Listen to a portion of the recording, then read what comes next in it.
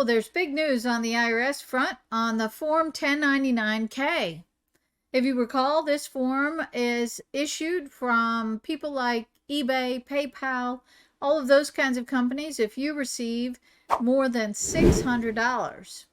The controversy came in with that magical $600 number. But these forms come out to you whether you're a business or an individual. So they have some weird tax consequences that have not really been clarified until now. The IRS put out a fact piece on their website, and we'll include the link down below, on March 23rd of 2023 that talked about some examples and how they want you to treat these things.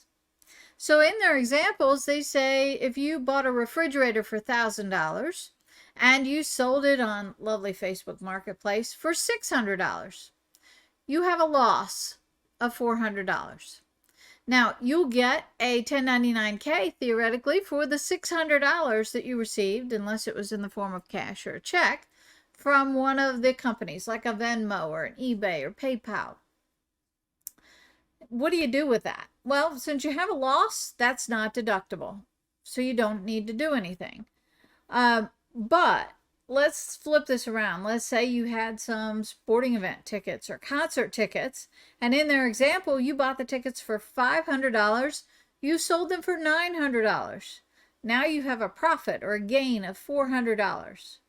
Well, even if it was a personal sale, they're saying you need to report that.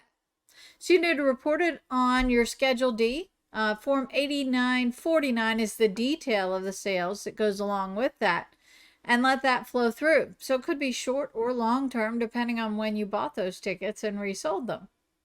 So if it was over a year, that would be long-term capital gains on the sale of concert tickets. How exciting.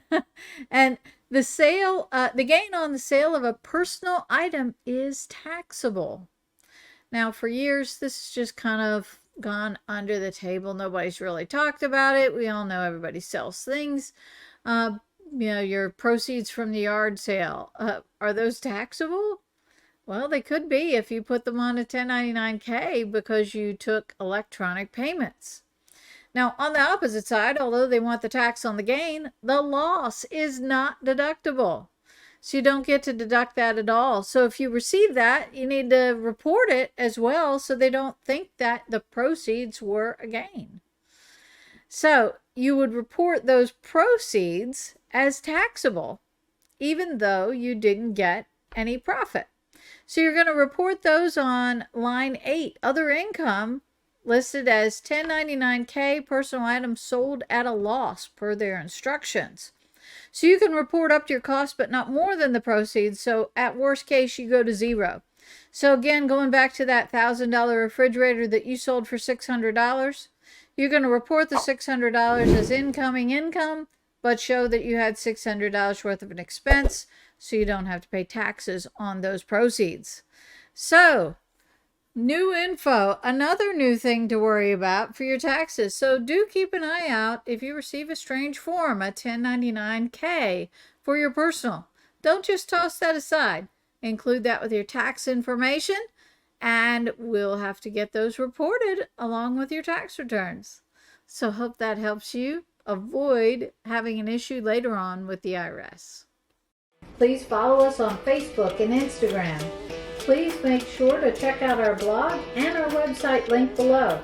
Subscribe to our YouTube channel and hit the bell to be notified when we post. You can email me at donna@pyopaccounting.com.